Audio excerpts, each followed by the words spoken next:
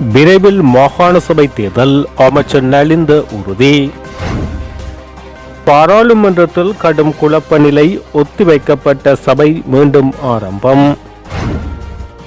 உயிர்த்த ஞாயிறு தாக்குதல் விசாரணைக்கு முட்டுக்கட்டையாக அனுர அரசு, சஜித் தரப்பு குற்றச்சாட்டு.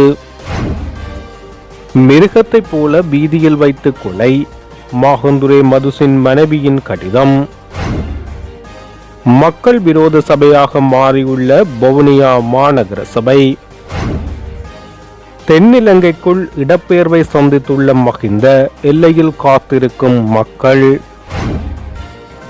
நேபாளத்தில் உள்ள 109 இளைஞர்களும் பாதுகாப்பாக உள்ளனர், வெளியான அறிவிப்பு. மீண்டும் பொதுமக்கள் பாவனைக்கு வரும் பாராளுமன்ற மைதானம். உள்ளக மற்றும் கலப்பு பொறிமுறைகளை முற்றாக நிராகரியுங்கள், ஐநா மனித உரிமை பேரவையின் உறுப்பு நாடுகளிடம் 69 புலம்பெயர் தமிழ் அமைப்புகள் கூட்டாக வலியுறுத்து. திகன வன்முறைகள் முஸ்லிம்களுக்கு எதிராக முன்கூட்டியே திட்டமிட்டு நிகழ்த்தப்பட்டவை, இலங்கை மனித உரிமைகள் ஆணைக்குழுவின் அறிக்கையில் வெளிப்படுத்தல். தொடர்பான விரிவான செய்திகள். மாகாண சபை தேர்தலை இயலுமானவரை விரைவில் நடத்துவதே அரசின் எதிர்பார்ப்பாக உள்ளது என்று அமைச்சர் நலிந்த ஜெயதீச தெரிவித்துள்ளார். இது தொடர்பில் ஊடகங்களிடம் அவர் மேலும் தெரிவிக்கையில், குறிப்பிட்ட காலத்தில் தேர்தல் நிச்சயம் நடாத்தப்படும், மாகாண சபை தேர்தல் நடாத்தப்படும் கால எல்லை பற்றி எனக்கு உறுதியாக கூற முடியாது. அதற்குரிய சட்ட திருத்தங்களை நிறைவேற்ற வேண்டியுள்ளது. எனினும் கிடைக்கும் முதல் சந்தர்ப்பத்திலேயே தேர்தல் நடாத்தப்படும் என தெரிவித்துள்ளார். பாதாள உலகக்குழு செயற்பாடுகளை இல்லாதொழிப்பது தொடர்பில் முன்னாள் ஜனாதிபதி கோட்டபய ராஜபக்சவிடம் பாடம் கற்றுக்கொள்ள வேண்டும் என முன்னாள் அமைச்சர் SP திசாநாயக்க தெரிவித்துள்ளார். கோட்டபய ராஜபக்ச பாதுகாப்பு செயலாளராக கடமையாற்றிய காலத்தில் அவர் பாதாள உலக குழு செயற்பாடுகள் மற்றும் போதைப் பொருளை முற்றுமுழுதாக இல்லாதொழித்தார் என அவர் சுட்டிக்காட்டியுள்ளார். பாதாள உலக குழு படுகொலைகளை இல்லாதொழிப்பது எவ்வாறு என்பதை கோட்டபய நாட்டுக்கு செய்து காட்டினார் என குறிப்பிட்டுள்ளார். கடுமையான முறையில் அவர் இந்த நடவடிக்கையை மேற்கொண்டார். அவர் எவ்வாறு இதை செய்தார் என்பது குறித்து பாடங்களை கற்றுக்கொள்ள முடியும் என தெரிவித்தார். போர், பாதாள உலக குழு மற்றும் போதைப் பொருள் என்பனவற்றை இல்லாதொழிப்பதில் கோட்டபாய சிறந்த தலைவர் என குறிப்பிட்டுள்ளார். எனினும் கோட்டபய ராஜபக்ச இந்த நாட்டில் மிகவும் தோல்வியடைந்த ஒரு ஜனாதிபதி எனவும் அவர் நாட்டை சாப்பிட்டார் எனவும் SP திசாநாயக்க தெரிவித்துள்ளார். நாடாளுமன்றத்தில் ஏற்பட்ட பரபரப்பான சூழ்நிலை காரணமாக சபாநாயகர் அவை நடவடிக்கைகளை 10 நிமிடங்கள் ஒத்திவைத்துள்ளார். பாராளுமன்றில் நிலையியல் கட்டளை 22(1) முதல் 6 வரையிலான பிரகாரம் பாராளுமன்ற அலுவல்கள் காலை 9:30 மணிக்கு ஆரம்பமானது. பிரதி பாதுகாப்பு அமைச்சர் மேஜர் ஜெனரல் அனுர ஜெயசேகர மீதான எதிர்க்கட்சியின் நம்பிக்கையில்லா தீர்மானத்தை சபாநாயகர் நிராகரித்ததை தொடர்ந்து ஏற்பட்ட பதற்றமான சூழ்நிலையால் சபாநாயகர் பாராளுமன்றத்தை 10 நிமிடங்களுக்கு ஒத்திவைத்தார். அதன் பின் சபை நடவடிக்கைகள் ஆரம்பமாகி இடம்பெற்று வருகின்றன. අපි ඔබතුමාගේ ඉල්ලා සිටිනවා ඒ නිසා කරුණා කරලා සභාව කරගෙන යන්න. ගරු කතානායකතුමා ගරු සභා නිශ්ශබ්දයෙන් කතානායකතුමා සභාව කරගෙන යන්න. ඔබතුමා සභාව කරගෙන යන්න. ඔබතුමා සභාව කරගෙන යන්න. ඔබතුමා සභාව කරගෙන යන්න. කරුණා කරලා සභාව කරගෙන යන්න. නිශ්ශබ්ද වෙන්න. සභාව කරගෙන යන්න. නිශ්ශබ්ද වෙන්න. සභාව කරගෙන යන්න. නිශ්ශබ්ද වෙන්න. සභාව කරගෙන යන්න ඔබතුමා. කරුණා කරලා සභාව කරගෙන යන්න. නිශ්ශබ්ද වෙන්න. සභාව කරගෙන යන්න. ඔබතුමාලා නිශ්ශබ්ද වෙන්න. කරුණාකර ආසනයට යන්න. සීට් ඔබ ආසනයට යන්න. දරු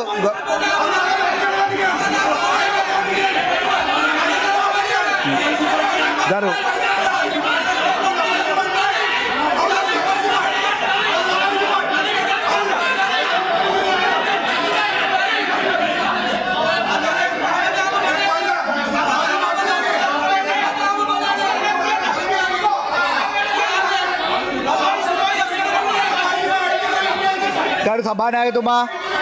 ගරු සභානායකතුමා ඔබතුමා මේ කතාන ලපයි සෙපයි වගේ කියනවා මේ ඔව් ගරුතුමා සභාව කරගෙන යන්න කරු කතානායකතුමා මේ මොකද්ද මේ ත්‍ස්වාදයනේ මේ ත්‍ස්වාදය ආසන වලට යන්න පළවෙනිම ආසන වලට යන්න ගරු සභානායකතුමා මේ ලපයි සිපයි කතාවක් කතා කරනවා මේ අල්ලගෙන ඔබතුමා මේක ඉල්ලාස් කරගන්න ඔබතුමාලා ආසන වලට යන්න. ඔබතුමාලා ආසන වලට යන්න. ඔබතුමාලා ආසන වලට යන්න. ඔබතුමාලා ආසන වලට යන්න.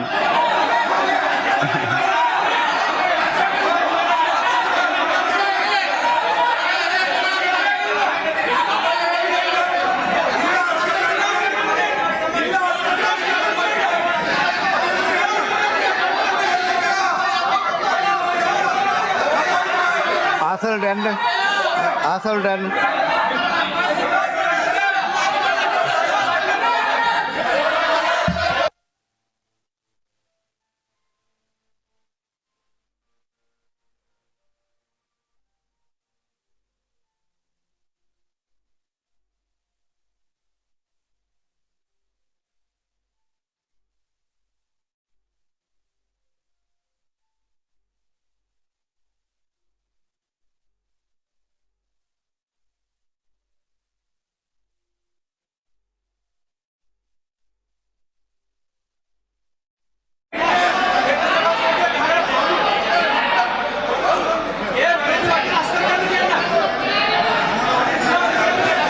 ගරු සභානායකතුමා ගරු සභානායකතුමා අපිට අද ගරු කතානායකතුමනි පනතක් සම්මත කරගන්න තිබෙනවා. කෑ ගහපුවම කියන දෙයක් ඇහෙන්නේ නැහැ. පරිපූර්ණක ඇසමෙන්තු දෙකක් සම්මත කරගන්න තිබෙනවා. ඔබතුමා කරුණාකරලා සභාව කරගෙන යන්න. මොකද අපිට පනත සම්මත කරගන්න ඕන ආණ්ඩුවේ කටයුතු ප්‍රමුඛයි. ආණ්ඩුවේ කටයුතු ප්‍රමුඛයි. පරිපූර්ණක ඇසමෙන්තු දෙකක් සම්මත කරගන්න තිබෙනවා. මේක පාර්ලිමේන්තු ක්‍රමය නෙමෙයි. මේක ත්‍රස්තවාදය. කරුණාකරලා මේ තක්කඩි දේශපාලන ඉඩ දෙන්නේ නැතුව ඔබතුමා සභාව කරගෙන යන්න. ගරුණාකර ඔබතුමාලා අසුන් වාඩි වුණා නැතත් සභාව කරගෙන යන්න ඔබතුමා. අසුන් ගන්න. එතුමාලා හිටගෙන ඉඳලා කමන්නේ අපිට. පස්සේ වාඩි වෙයි. ඔබතුමා සභාව කරගෙන යන්න. අපි ලේකම් මණ්ඩලයේ අද ආණ්ඩුවේ කටයුතු ප්‍රමුඛයි. ආණ්ඩුවේ කටයුතු ප්‍රමුඛයි. ගරු අනත සම්මත කරන්න අවශ්‍යයි. පිළිතුරු අපේක්ෂා කරන ප්‍රශ්න ගරු නලින් බණ්ඩාර මන්ත්‍රීතුමා ගරු නලින් බණ්ඩාර මන්ත්‍රීතුමා ගරු නලින් බණ්ඩාර මන්ත්‍රීතුමා ගරු නලින් බණ්ඩාරතුමා ප්‍රශ්න මේක දවල් 12ට අපි බිස්නස් දවල් 12ට බිස්නස් කමිටුව එක තියෙනවා. බිස්නස් කමිටුව කතා කරමු. එතුමා දැන් 3-4 පාරක් කතා කරා. ගායන්ත කරුණාතිලක මන්ත්‍රීතුමා ගරු කතානායකතුමනි විරුද්ධ පක්ෂයේ മന്ത്രിවරුන්ට ලපයි සිපයි කියලා ආමන්ත්‍රණය කරා. உயிர்த்த ஞாயிறு தாக்குதல் விசாரணைகளை வெளிப்படைத்தன்மையுடன் முன்னெடுப்பதற்கு அரசாங்கமே தடையை ஏற்படுத்தியிருப்பதாக ஐக்கிய மக்கள் சக்தியின் தேசிய அமைப்பாளர் திஸ் அத்தநாயக்க தெரிவித்துள்ளார். கொழும்பில் உள்ள ஐக்கிய மக்கள் சக்தி தலைமையகத்தில் நேற்று நடைபெற்ற ஊடகவியலாளர் மாநாட்டின் போது அவர் இவ்வாறு குறிப்பிட்டுள்ளார். பிரதி பாதுகாப்பு அமைச்சர் அருண ஜெயசேகர பதவியில் இருக்கும் போது உயிர்த்த ஞாயிறு தாக்குதல் விசாரணைகளை நியாயமாக முன்னெடுக்க முடியுமா என்ற சந்தேகம் தமக்கு உள்ளது. ஏப்ரல் 21 விசாரணைகளின் போது அருண ஜெயசேகர சாட்சியம் அளித்திருக்கிறார். அவருக்கு கீழ் பணியாற்றிய அதிகாரிகளும் சாட்சியம் அளித்திருக்கிறார்கள். இந்த நிலையில் குறித்த விசாரணைகளை முறையாக முன்னெடுத்து செல்வதற்கு இடமளிக்க வேண்டும் என அவர் நினைத்தால் நிச்சயம் பதவி விலகியிருப்பார். எனினும் அருண ஜெயசேகர அதை செய்யாததன் காரணமாகவே எதிர்க்கட்சிகள் அவருக்கு எதிராக அவநம்பிக்கை பிரேரணையை சமர்ப்பித்துள்ளன. தற்போது நம்பிக்கையில்லா பிரேரணையும் நிராகரிக்கப்பட்டுள்ளது. இதன் காரணமாக உயிர்த்த ஞாயிறு தாக்குதல் குறித்து பக்கசார்பற்ற விசாரணைகளுக்கு சவால் ஏற்பட்டுள்ளது என அவர் சுட்டிக்காட்டியுள்ளார். ஒழுங்கமைக்கப்பட்ட குற்றக்குழு உறுப்பினரான மாகந்துரை மதுஷின் மனைவி தனது கணவரின் மரணம் குறித்து விசாரணை நடத்த கோரிக்கை விடுத்துள்ளார். காவல்துறையினரின் காவலில் இருந்த தமது கணவரின் மரணத்தில் சந்தேகம் இருப்பதாக அவர் தெரிவித்துள்ளார். அந்த வகையில் கணவனின் மரணம் குறித்து விசாரணை நடத்த பொலிஸ் மா அதிபர் பிரியந்தவீர சூரியவிடம் கடிதம் ஒன்றை சமர்ப்பித்துள்ளார். சந்தேக நபருக்கு நீதிமன்றத்தால் தண்டனை விதிக்கப்பட்டு தூக்கிலிடப்பட்டிருந்தாலும் அது ஏற்றுக்கொள்ளப்படும். அதனை விடுத்து மாகந்துரை மதுஸ் மிருகத்தை போல் வீதியில் வைத்து கொலை செய்யப்பட்டதாக அவர் குறிப்பிட்டார். இந்த நிலையில் உரிய தரப்பினரிடமிருந்து நீதியை பெற்றுத் தருமாறு கோரி பொலிஸ் மா அதிபரை அணுகியுள்ளதாக அவர் தெரிவித்துள்ளார். அத்துடன் தற்போதைய அரசாங்கம் இந்த விடயத்தில் சட்டத்தை நடைமுறைப்படுத்தும் என தாம் நம்புவதாக மாகந்துரை மதுஸின் மனைவி தெரிவித்துள்ளார். ஓய்வு பெற்ற ஜனாதிபதிகளுக்கு வழங்கப்படும் பாதுகாப்பு ஏற்பாடுகளில் ஜனாதிபதி உறுத்துரிமைகள் சட்டம் மூலம் எந்த தாக்கத்தையும் ஏற்படுத்தாது என பொதுமக்கள் பாதுகாப்பு அமைச்சர் ஆனந்த விஜயபால தெரிவித்துள்ளார். பாராளுமன்றத்தில் நேற்று உரையாற்றிய போது பொதுமக்கள் பாதுகாப்பு அமைச்சர் ஆனந்த விஜயபால இவ்வாறு குறிப்பிட்டார். பாராளுமன்றத்தில் தொடர்ந்துரையாற்றிய அமைச்சர் முன்னாள் ஜனாதிபதிகளுக்கான பாதுகாப்பு தனித்தனியாக நிர்வகிக்கப்படுகிறது எனவும் அது மாற்றமின்றி உள்ளது. தங்கள் பாதுகாப்பு குறித்த கவலை கொண்ட எந்தவொரு நபரும் பாதுகாப்பு இடர்குழுவிடம் கோரிக்கையை சமர்ப்பிக்கலாம்.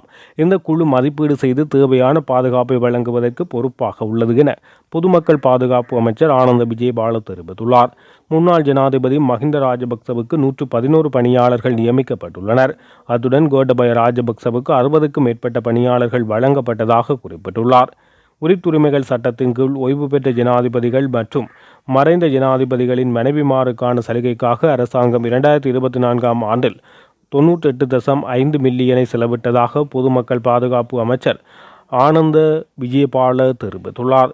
அவை பின்வருமாறு: கேமா Premadasa 2.687 million, Chandrika Kumaratunga 16.43 million, Mahinda Rajapaksa 54.62 million, Maithripala Sirisena 15.77 million, Gotabaya Rajapaksa 12.28 million, Ranil Wickremesinghe 3.49 million. Vavuniya மாநகர சபை மக்கள் விரோத சபையாகவும் மண்கொள்ளை சபையாகவும் மாறி வருகிறது என வவுனியா மாநகர சபையின் பண்டாரிக்குளம் வட்டார உறுப்பினர் பிரேமதாஸ் தெரிவித்தார். வவுனியாவில் அவரது அலுவலகத்தில் இடம்பெற்ற ஊடகவியலாளர் சந்திப்பில் அவர் இதனை தெரிவித்தார். இந்த சோழவரி சம்பந்தப்பட்டமாக மக்களுக்கான ஒரு தெளிவூட்டலாம் என்னுடைய இன்றைய ஊடக சந்திப்பு உண்டு. இந்த சோழவரி ஆனது ஆதன வரி. முதல்வர் தன்னிச்சையாகவும் சர்வாதிகாரமாகவும் கீழ்பட்டு வருகின்றார் என்ற என்னுடைய கருத்து. வவுனியா மாநகர சபை மக்கள் விரோத சபையாகவும் மங்கொள்ள சபையாகவும் மாறி வருகின்றது. மக்கள் நலன்களை கருத்தில் எடுக்காது எமது சபை அனைத்து அவர்களது எதிர்க்கட்சி உறுப்பினர்கள் 10 பேருடைய கருத்துக்களையும் கருத்தில் கொள்ளாது அவர்களின் உறுப்பினர் உரிமையை மீறும் செயலாகவும் பழிவாங்கும் செயலாகவும் இந்த மாநகர சபை முதல்வரும் அதனுடன் இணைந்த அனைத்து கட்சிகளும் செயற்பட்டு கொண்டு வருகின்றது. மக்கள் நலனுக்காகவும் மக்களுக்காகவும் பாடுபடுகின்றனர் என்று சொல்லி மக்களை வரிப்பணத்தில் அறவிட்டு மக்களை மீண்டும் பொருளாதார சிக்கலில் சிக்க வைக்கின்றது இந்த மாநகர சபை. அவர்கள் தந்த தகவலின்படியே எமது வவுனியா மாநகர சபைக்கு முன்னாள் வருமானம் நகரசபையாக இருக்கும்போது 2024ஆம் ஆண்டு வருமானம் 24 மில்லியன் ரூபாய் வருமானம் அதற்கு நகரசபையாக இருக்கும்போது சோழவரியாக மட்டும் வந்திருக்கின்றது. அதன் மொத்த வருமானம் 337.2 மில்லியன். ஆனால் இன்று சோழவரி உயர்த்தப்பட்டிருக்கின்றது. உயர்த்தப்பட்டு தற்போது மாநகர சபை மேலால் 8 வீதம் 10 வீதம் என்கின்ற வீதசாரம் கொண்டு வரப்படுகின்றது. எம்மால் 5 வீதம் 8 வீதம் என்கின்ற சாரம் முன்வைக்கப்படுகின்றது. ஆனால் அவர்களின் வீதாசாரத்தின்படி சோழவரியால் மட்டும் 272 மில்லியன் ரூபாய் காசு வருமானமாக இருக்கின்றது. முன்னிய சோழவரி வருமானத்திலும் பார்க்க 250 மில்லியன் அதிகமாக கிடைக்கின்றது. நேற்றைய தினம் எமது முதல்வர் கூறியிருந்தார், இன்றைய அரசாங்கம் நகர சபையினுடைய மாநகர சபையினுடைய ஊழியர்களின் சம்பள உயர்வில் 20 வீதமான பணத்தினை நகரசபை செலுத்த வேண்டும், மாநகர சபை செலுத்த வேண்டும். செலுத்த வேண்டிய காரணத்தினால்தான் மன்னிக்கவும் 40 வீதமான வரியை மாநகர சபை செலுத்த வேண்டும். செலுத்த வேண்டிய காரணத்தினால்தான் இந்த சோழ வரியை குறைக்காத நிலைமையாக உள்ளது. இல்லை என்றால் தானும் 3 வீதம் 5 வீதமாக குறைக்க தனக்கும் ஆசைதான் என கூறியிருந்தார். அது முற்றுமுழுதாக பொய்.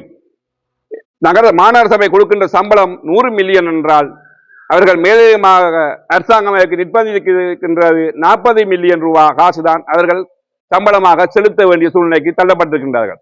40 அரசாங்கமே படிப்படியாகத்தான் அவர்களுடைய சம்பளத்தை உயர்த்த சொல்கின்றது. ஆனால் மாநகர சபை 40 மில்லியன் ரூபாய் அரசாங்கம் சொன்னதற்காக 272 மில்லியன் ரூபாய் பணத்தை மேலதிகமாக அறவிடுகின்றது மக்களிடத்தில். இது எங்கள் நாடு செல்வந்த நாடா? 30 வருடமாக யுத்த பூமியாக சூனிய பிரதேசமாக இருந்து மக்கள் பல பொருளாதார சிக்கலிலேயும் பல மாணவர்களுக்கான கல்வி வளர்ச்சிக்கான செலவுகளிலும் சிக்கி சின்னவனமாக இன்றைக்கு பிள்ளைகளை படிக்க வைக்க கூட மக்கள் வறுமை கோட்டுக்கு உட்பட்டுகின்ற நிலையில் மாநகர சபை இந்த சோழ வரியானது மக்கள் மீது வேணுமென்றே திணிக்கப்படுகின்றது. தான் மக்கள் வாக்குகள் பெற்று அதிக வாக்குகள் பெற்று வந்ததாகவும் அதனால் நான் வவுனியா மாநகரத்தை காபட் வீதியாகவும் வடிகால் அமைப்புகளும் சரிவாக செய்ய வேண்டும், தனக்கு போதுமான பணம் தேவை என்றும் கூறியிருக்கின்றார். நான் கேட்கின்றேன், எமது மக்கள் பஞ்சத்தில் இருக்கும் போது, பொருளாதார சிக்கலில் இருக்கும் போது காபட் வீதியில் இருந்தால் எமக்கு பசி போகுமா? எமது மாநகர சபை அபிவிருத்தி அடையத்தான் வேண்டும். எல்லோருக்கும் அபிவிருத்தி அடைய வேண்டும் என்ற விருப்பம் எல்லோருக்கும் இருக்கு. எல்லா கிராமத்து மக்களும் தந்தன் வட்டாரங்களில் தமது கிராமத்தை அபிவிருத்தி செய்யத்தான் இந்த மாநகர சபைக்கு எங்களை அனுப்பி வைத்துள்ளார்கள். அதில் எந்த மாற்றமும் இல்லை. அபிவிருத்தி அடையத்தான் வேண்டும். ஆனால் அபிவிருத்தி அடையும் போது நாம் அதை படிப்படியாக அடுத்த எம்மை நம்பி வாக்களித்த மக்களும் பாதிப்படையாத வண்ணம் இந்த அபிவிருத்தியை கொண்டு செல்ல வேண்டும் என்றுதான் என்னுடைய கருத்து. மாநகர சபையின் திடீர் இந்த அபிவிருத்தி நோக்கி எடுக்கப்படும் முடிவுகள் மக்களை பாரிய அளவில் பாதிக்கும். இதிலிருந்து மக்களை மீட்க நாம் என்றும் பாடுபடுவோம் என்று கூறி, இந்த மாநகர சபை இந்த வரியை குறைக்க வேண்டும் என்றும் மேலும் குறைக்க வேண்டும் என்றும் மக்களுக்கு 5 தொடக்கம் 8 விதமான வரியை கொண்டு வர வேண்டும் என்றும் கேட்டு தன்னிச்சையான போக்கையும் பழிவாங்கும் போக்கையும் விட்டு அனைவரும் ஒன்றிணைந்து எமது வவுனியா மாநகரத்தை அபிவிருத்தி செய்ய வேண்டும் என்றும், எமக்கு வருமானம் பெறுகின்ற வழிகள் இருக்கின்றது, ஏனைய வருமானங்கள் எவ்வளவோ இருக்கின்றது, ஏனைய வருமானங்களை அதிகரிக்காமல் மக்கள் மீது சோழ வரியை மட்டுமே திணிக்க முற்படுகின்றார். நகரசபை சொத்துக்கள் என்ற வருமானங்கள் இருக்கின்றது, நகரசபை என்ற ஏனைய வருமானங்கள் இருக்கின்றது. இன்றைக்கு பாராளுமன்றத்தாலேயும் அதிகப்படியான வருமானங்கள் நிதி ஒதுக்கீடுகள் செய்கின்றார்கள், மாகாண சபையினர்களால் செய்கின்றார்கள். சாதாரணமாக உதாரணத்துக்கு எமது சந்தை மாற்றப்படுகின்ற இடத்துக்கு 80 மில்லியன் ரூபாய் காசு அரசாங்கத்தால் ஒதுக்கப்பட இருக்கின்றது. அங்காடி வியாபாரிகளுக்கு 8 மில்லியன் ரூபாய் காசு ஒதுக்கப்பட இருக்கின்றது. எனவேதான் சொல்லிக் கொண்டிருந்தேன், எமது நகரை அபிவிருத்தி செய்ய ஏனைய வழிகள் இருக்கின்றது, மக்கள் மீது வரிகளை சுமத்த வேண்டாம் என்று கூறிக்கொண்டு, முன்னாள் ஜனாதிபதி மஹிந்த ராஜபக்ச தனது விஜயராம உத்தியோகபூர்வ இல்லத்தை அரசாங்கத்திடம் ஒப்படைத்துவிட்டு வெளியேற உள்ளார். இன்று பிற்பகல் தங்காலையில் உள்ள தனது சொந்த ஊரான மெதமுலனவுக்கு மஹிந்த செல்ல உள்ளார். முன்னாள் ஜனாதிபதி இன்று மாலை 4 மணியளவில் தங்காலைக்கு செல்ல உள்ளார். மேலும் அவரை அங்கு வரவேற்க சிறப்பு நிகழ்வு ஒன்று தங்காலை மக்களால் ஏற்பாடு செய்யப்பட்டுள்ளது. முன்னாள் ஜனாதிபதிகளின் சிறப்புரிமைகளை நீக்கும் சட்டம் மூலம் பாராளுமன்றத்தில் பெரும்பான்மை வாக்குகளால் நிறைவேற்றப்பட்ட பின்னர் மஹிந்தவின் இடப்பெயர்வு ஏற்படுகிறது. அதற்கமைய மற்ற முன்னாள் ஜனாதிபதிகளும் தங்கள் உத்தியோகபூர்வ இல்லங்களை விட்டு வெளியேற நடவடிக்கை எடுத்துள்ளனர். எனினும் முன்னாள் ஜனாதிபதி ரணில் விக்ரமசிங்கே எந்தவொரு சந்தர்ப்பத்திலும் அரசின் உத்தியோகபூர்வ இல்லத்தில் வசிக்காமையினால் அவர் வழக்கம் போல் தனது தனிப்பட்ட இல்லத்தில் உள்ளமை குறிப்பிடத்தக்கது. நேபாளத்தில் உள்ள 109 இலங்கையர்களும் பாதுகாப்பாக உள்ளனர் என இலங்கை வெளிவிவகார அமைச்சு தெரிவித்துள்ளது. நேபாளத்தில் அரசாங்கத்துக்கு எதிராக முன்னெடுக்கப்பட்டு வரும் பாரிய வன்முறைகள் மற்றும் கலவரங்களுக்கு மத்தியில் இளைஞர்கள் பாதுகாப்பாக உள்ளனர் என அறிவிக்கப்பட்டுள்ளது.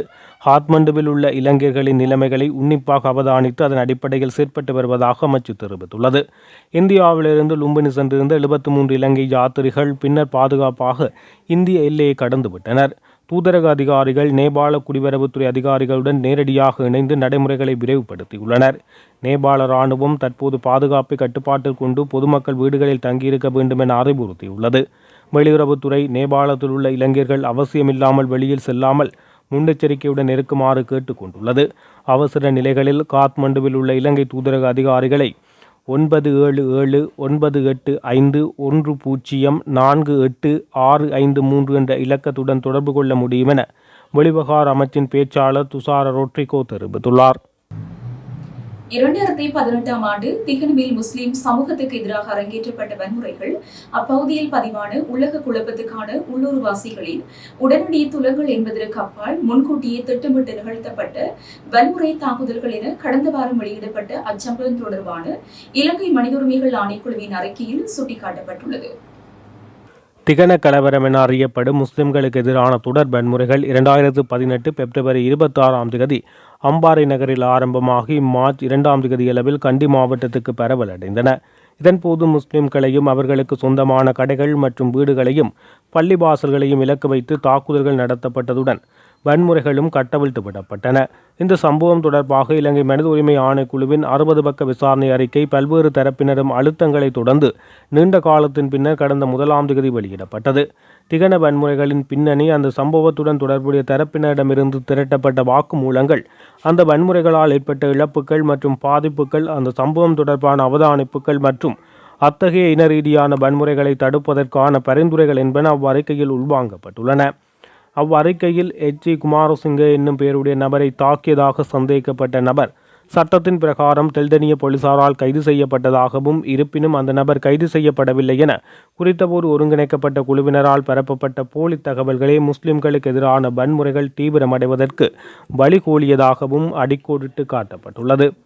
அதேவேளை போலீசார் மற்றும் விசேட அதிரடிப்படையின் அதிகாரிகள் சிலர் இந்த வன்முறை தாக்குதலுக்கு ஒத்துழைப்பு வழங்கிய போதிலும் ஒட்டுமொத்த அதிகாரிகளும் அதனை ஊக்குவிக்கும் வகையில் செயற்படவில்லை என ஆணைக்குழுவின் விசாரணைகளில் கண்டறியப்பட்டுள்ளதுடன் புலனாய்வு பிரிவின் பங்கேற்பு, வளங்கள், பாதுகாப்பு தரப்பு உறுப்பினர்களின் போதாமை காரணமாகவே வன்முறைகளை கட்டுப்படுத்துவதில் தோல்வி ஏற்பட்டதாகவும், ஆகையினாலேயே சட்டம் ஒழுங்கை நிலைநாட்டுவதற்கு இராணுவத்தினரின் தலையீடு கோர வேண்டிய நிலை ஏற்பட்டதாக விளக்கம் அளிக்கப்பட்டுள்ளது. உலக பொறிமுறைக்கான இடைவெளியை வழங்குவதானது அச்சுறுத்தலான ஒரு நிலையை தோற்றுவிக்கும் என கூட்டாக எச்சரிக்கும் புலம்பெயர் தமிழ் அமைப்புகள் உலக மற்றும் கலப்பு பொறிமுறைகளை முற்றாக நிராகரிக்குமாறு ஐநா மனித உரிமைகள் பேரவையின் உறுப்பு நாடுகளிடம் வேண்டுகோள் விடுத்துள்ளன. ஐக்கிய நாடுகள் மனித உரிமை பேரவையில் 60வது கூட்டத்தொடர் கடந்த திங்கட்கிழமை ஜெனீவாவில் ஆரம்பமானது. இக்கூட்டத்தொடரில் இலங்கை விவகாரம் தொடர்பில் உடனடி நடவடிக்கை எடுக்கப்பட வேண்டும் என வலியுறுத்தி தமிழ் தகவல் நடுவம், தமிழ் ஆய்வு நிலையம், இலங்கை தமிழ்ச்சங்கம், தமிழ் இளையோர் அமைப்பு, சர்வதேச ஈழத்தமிழர் பேரவை, கனேடிய தமிழ் தேசிய அவை, உலகத் தமிழ் அமைப்புகளின் பேரவை என்பன உள்ளடங்கலாக Britain, America, Canada, Switzerland, France, Australia, India, Malaysia உள்ளிட்ட உலக நாடுகள் பலவற்றிலும் இயங்கி வரும் 69 புலம்பெயர் தமிழ் அமைப்புகள் இணைந்து ஐக்கிய நாடுகள் மனித உரிமை பேரவையில் அங்கம் வகிக்கும் உறுப்பு நாடுகளுக்கு கூட்டாக கடிதம் ஒன்றை அனுப்பி வைத்துள்ளது. ஐநா மனித உரிமை உயர்ஸ்தானிகர் அலுவலகத்தினால் முன்னெடுக்கப்பட்டு வரும் இலங்கை தொடர்பான பொறுப்புக்கூறல் செயற்திட்டத்தின் மட்டுப்படுத்தப்பட்ட அளவிலான தன்மை, நீதி மற்றும் பொறுப்புக்கூறலை உறுதி செய்வதற்கு ஏதுவான பலதரப்பட்ட வழிமுறைகள் என்பன தொடர்பில் அந்த கடிதத்தில் விரிவாக விளக்கம் அளிக்கப்பட்டுள்ளது. அத்தோடு பொறுப்புக்கூறலுக்கான ஆக்கப்பூர்வமான செயல்முறையை இலங்கை அரசாங்கத்திடம் வலியுறுத்துவதன் ஊடாக ஐநா மனித உரிமைகள் உயர்ஸ்தானிகர் உள்ளக பொறிமுறைக்கான இடைவெளியை வழங்குவதானது அத்தகைய உள்ளக பொறிமுறைகளின் நீண்டகால தோல்வியின் பின்னணியில் அச்சுறுத்தலானதொரு நிலைமையை தோற்றுவிக்கும் எனவும் அந்த கடிதத்தில் கரிசனை வெளியிடப்பட்டுள்ளது. அத்தோடு சுயாதீன சர்வதேச பொறுப்புக்கூறல் பொறிமுறை ஒன்றை தமிழ் மக்கள் எதிர்பார்த்திருக்கும் சூழ்நிலையில் இவ்வாறான நடவடிக்கைகள் ஐக்கிய நாடுகள் சபையின் மீதான நம்பிக்கையில் சரிவு ஏற்படுவதற்கும் தண்டனைகளில் இருந்து விடுபடும் போக்கு தொடர்வதற்கும் வழிகோலும் என அதில் குறிப்பிடப்பட்டுள்ளது. இத்துடன் ஜெஃப்னக்லரியின் மதிய நேர பிரதான செய்திகள் நிறைவடைகின்றன. மேலதிக செய்திகளை அறிந்து கொள்ள www.jeffnaclery.lk என்ற இணையதளத்தின் ஊடாக இணைந்து கொள்ளுங்கள்.